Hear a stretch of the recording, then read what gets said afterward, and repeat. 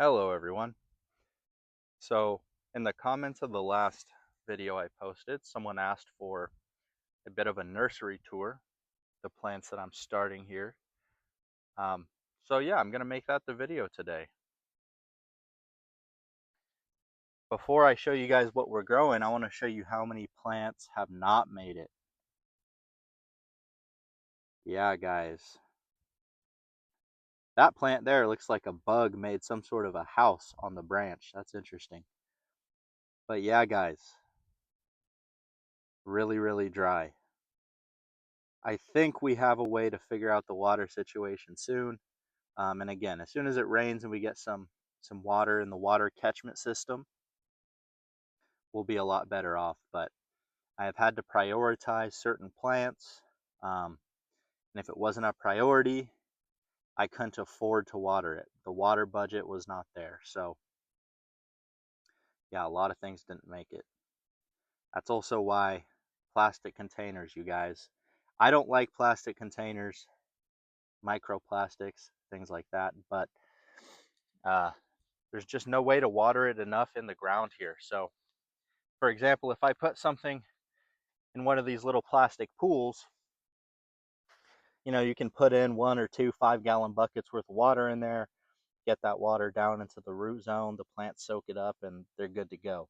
Whereas, putting a 5-gallon bucket worth of water on actual soil, just on the ground somewhere, it's just going to evaporate like instantly. So, well, let's go ahead. Let's start taking a look at some of the things I got growing.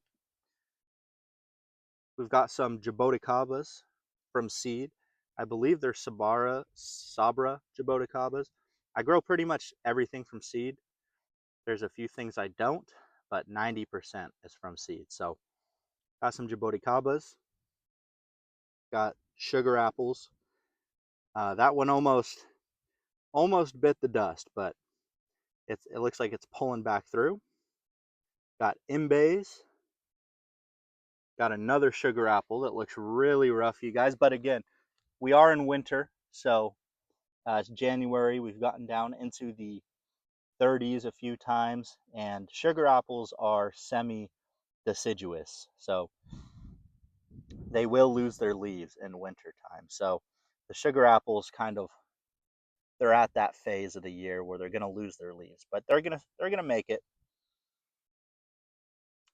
Got a lemon tree there. I've got more imbays. Again, all from seed. Garcinia dulcis there, and calamansi limes, the Filipino limes, just in a little community pot there. So yeah, in this pool, I've got, 1, 2, 3 jaboticabas, 3 or 4 imbays. Yeah, 1, 2, 3, and 4. Garcinia dulcis, some citrus, and sugar apples. All right, let's keep going. Behind this little pool, I have an achacharu. So that's another Garcinia. They're really delicious fruits. I love Garcinias. And yeah, you guys, depending on the year, these may be okay outside, they may not. Kind of depends on microclimate and the year. Texas has really crazy weather, so even within the past week, we've gone, down into the 30s, up into the 80s. It's just all over the place, and during a really rough winter, we can get down into the low 20s around here. So zone 9. Got a Atamoya. This is a Lisa Pride seedling. White sapote behind the Atamoya. As you guys can see, unfortunately, a couple more achacharus. I don't think they're going to make it. Let's see. Got a mango right here. This one is orange sherbet. This is an orange sherbet mango. It's a really good fruit. And yeah, you guys, I won't point out every single Garcinia. This one's a lemon drop, I believe. I have multiple Garcinia dulcis, multiple achacharoos, some lemon drops, some madrunos. So, I won't re-show the same plants over and over, like the same species over and over again. But yeah, plenty of Garcinias. Right here, I have a ice cream mango. So this is the ice cream mango. Looks happy, looks healthy. Um, I don't know what this kind of black, almost looks like oil on there. Not too sure what that is, but yeah, it's a happy plant. So I got ice cream mango right there. Let's see. Show you guys this jaboticaba. This is a grimmel. This is one of the few plants that I actually purchased. That's a grimmel there. I've got multiple types of pineapple. So let's go ahead and show you that really quick. We got sugar loafs, really sweet pineapple, and more Garcinias. It looks like that one's a lemon drop. And we've got Garcinia dulcis again. So this is the less vigorous of the two abus, you guys. So abu makes like that, almost like a jello texture. Really good fruit, almost like kaimito.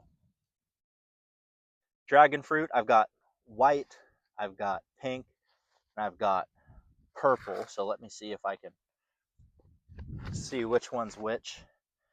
Okay, so this one is white right there. I can see that one's white. It looks like this one is pink. So this is pink dragon fruit that's growing up there. This is white. That one's purple. New growth coming out of the dragon fruits.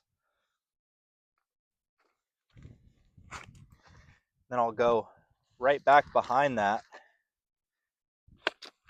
Show you guys canistel. And so you guys can see the top actually died off. And now it's splitting into two liters now coming up. So even in winter, even though we've been down in the 30s, within the last week, and we've hit the 30s multiple times throughout the fall and the winter. The canistel egg fruit still pushing growth, so love to see that. Another Garcinia dulcis right behind it. Right here is the more vigorous of the two. This is a LPS or Lisa Pride at the Moya seedling. So I grew this from seed. It's a year and a few months old. I think once we really get into spring, maybe March or April, it'll be about a year and a half, 18 months. So it's doing pretty good. It actually hasn't lost as many leaves as I thought it would have by now, but it's coming though. It will drop leaves soon enough.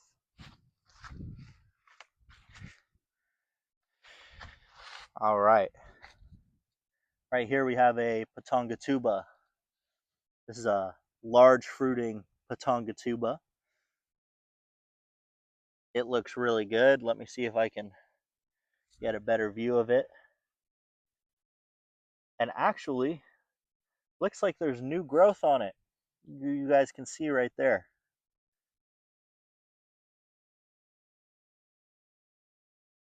So new growth coming out of the Patongatuba in January.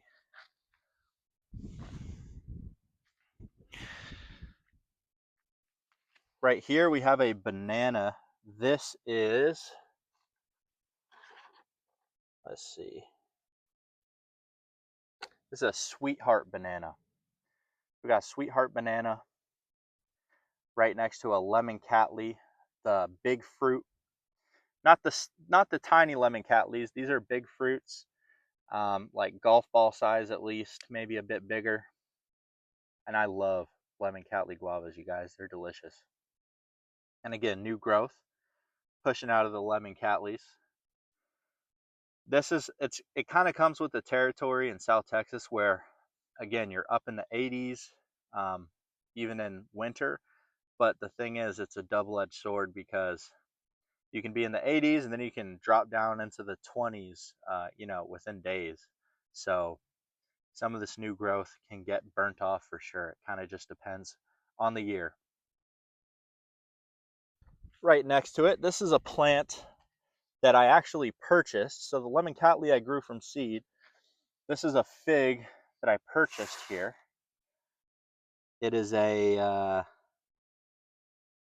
right here is a Chinese fig. So it's supposed to taste have a bit of a grapey fig flavor to it. It's looking pretty good. I've got a guava that struggled, but as you guys can see, new growth in winter. Yeah, guys, we pretty much have two really short growing seasons here in South Texas, because during the summer, it's just so hot all the time that the plants essentially shut down. Any new growth is going to get burnt off by the heat. So we stop growing sometimes in winter. If we get a hard frost coming up soon, things will stop growing. Then we have a growing season during spring, and then during peak summer, the growth pretty much stops because it's just way too hot. And then fall, early winter, like where we are right now, early winter, things will grow again.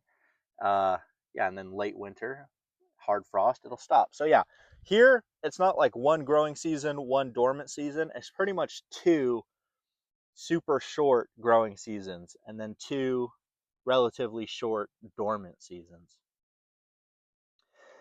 And it looks like this video's, I got to keep these under 15 minutes. So this may actually just be a part one here. Right here, I've gotten a chacharoo, which is pushing new growth. Looks like it's gotten hit with the sun pretty hard, but there's new growth coming out of the chacharoo, you guys. That's awesome. This is my biggest Garcinia that I have on site here. And in the bottom, I have some Thai basil, holy basil. Got different types of basil in the container with the Garcinia.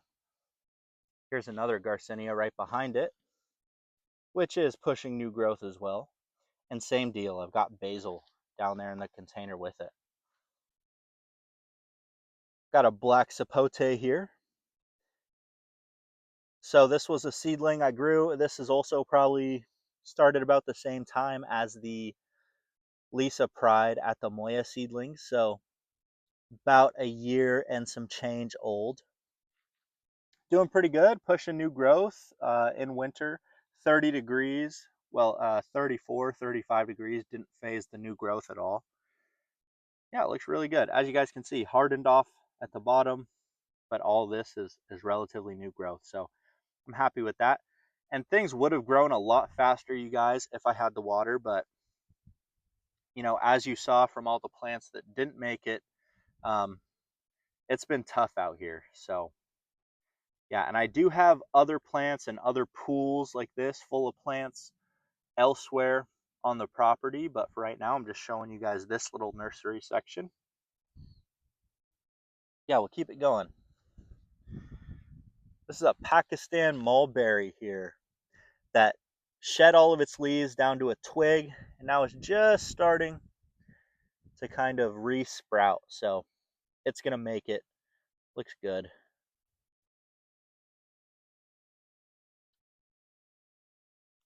More lemon Cattleya guava there, which I grew from seed. These are all Fijoas, you guys. These came from a collection that he had. He had dozens of trees, different varieties, and I ate some fruit, and this was by far the best Fijoa, not only out of his trees, but that I've ever had. So definitely wanted to keep seeds from that. So I've got 1, 2, 3, 4 of these Fijoas from seed. Anyway, that's 15 minutes, so that'll be a part one, and thanks for watching.